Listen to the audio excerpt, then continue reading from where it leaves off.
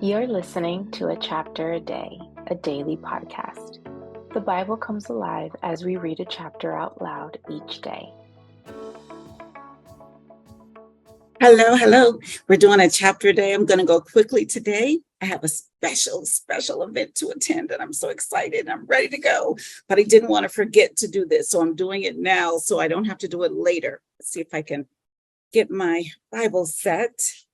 All right, here we go. It's 1 Corinthians chapter 10 for a chapter a day. Here's what it says. For I do not want you to be ignorant of the fact, brothers, that our forefathers were all under the cloud, and that they all passed through the sea. They were all baptized into Moses in the cloud and in the sea.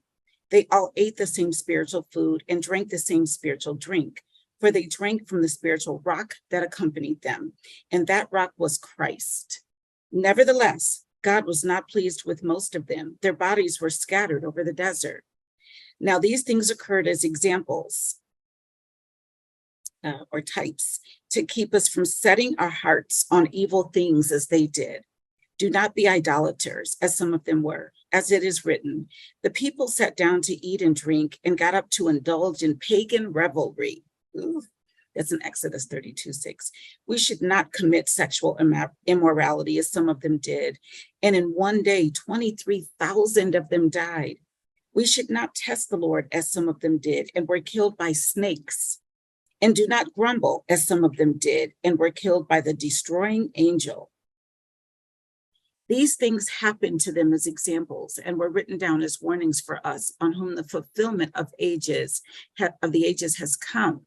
So if you think you are standing firm, be careful that you don't fall. No temptation has seized you except what is common to man.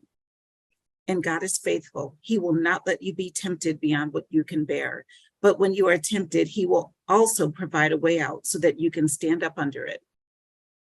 Therefore, my dear friends, flee from idolatry. I speak to sensible people. Judge for yourselves what I say.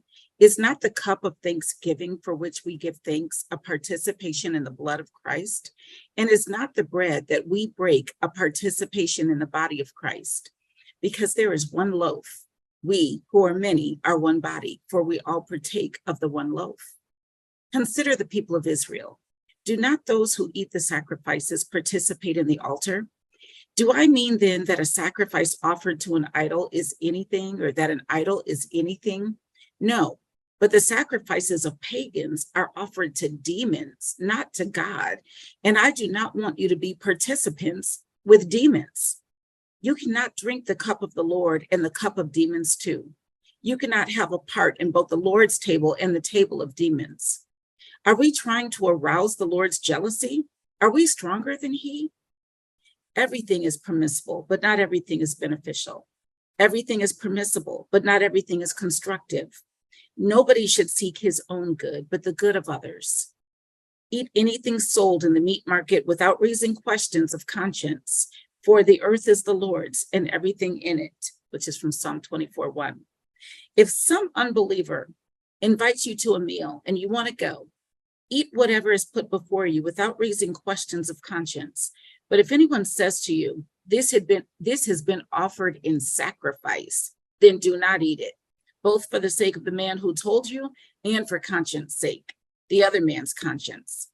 I mean, not yours. For why should my freedom be judged by another's conscience? If I take part in the meal with thankfulness, why am I denounced because of something I thank God for?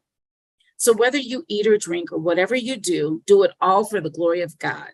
Do not cause anyone to stumble, whether Jews, Greeks, or the church of God, even as I try to please everybody in every way. For I am not seeking my own good, but the good of many, so that they may be saved.